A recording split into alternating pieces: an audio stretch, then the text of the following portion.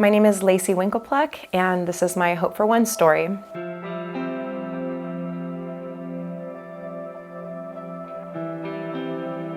In 2018, my husband passed away and left me alone to raise a 3-year-old.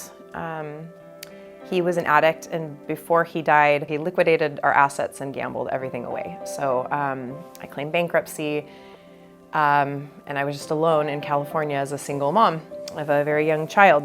I was in Northern California, and I tried really hard to make it work, and it was so hard. I found no matter how much I was working, I was spending time away from my kid, we were getting disconnected, it was just not working. So I did something very random in my grief and just went to Bali, Indonesia, and we lived there for 3 years, which was amazing because I could actually connect with my kid and be a mom, and I could afford life there.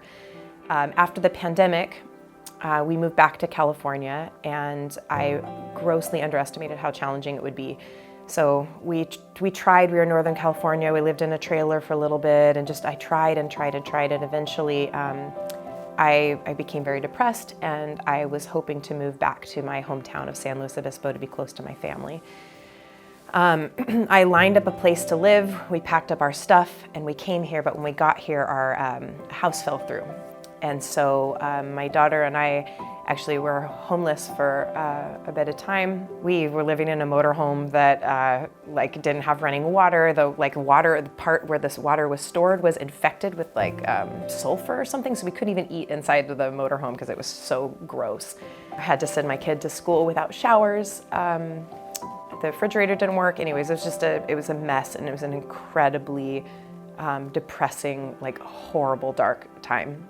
I was on the list for low-income housing through People's Self-Help Housing, and I was accepted. It took a long time to get in, but finally we got into our low-income apartment in November of last year. So it was November of last year, we moved into this empty apartment, and I had a job at this point, which, by the way, being homeless and trying to get a job is a whole other thing because you have no place to wash your clothes and to shower and to prep, and so it was just a mess. My daughter was in Big Brother, Big Sister at this point, and she got hooked up with an incredible big. She was also part of the after-school program, which was great. And sometime in early December, we got a call from Lacye over at Big Brother, Big Sister and asked if we would be open to being sponsored for Christmas. And of course, I'm open to being sponsored for Christmas. And then they asked for a very extensive list for what we might want for Christmas.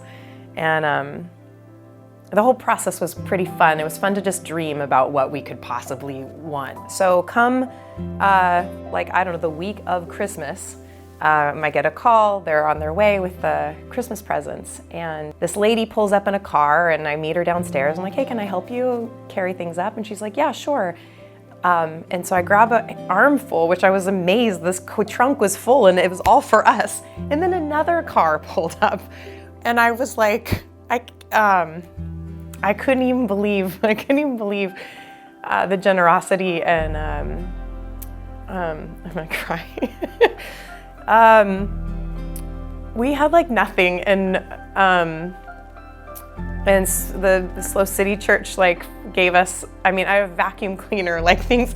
My daughter got a laptop, it was crazy. It was crazy, things that we couldn't even believe. Even just things to clean my house, toilet paper, filling my pantry with food. It was unbelievable. It was unbelievable. And then on their way out, I'm already crying with gratitude, and she hands me an envelope, and I didn't even quite understand what it was. But when I opened it up, I saw that it was a month's rent. And I don't know, it was so much to receive that. It's so much to receive that level of support. And the way that they did it was it filled them with so much joy. And so there was no guilt in receiving it. It was just, it was just very beautiful. I definitely went back in my apartment and cried and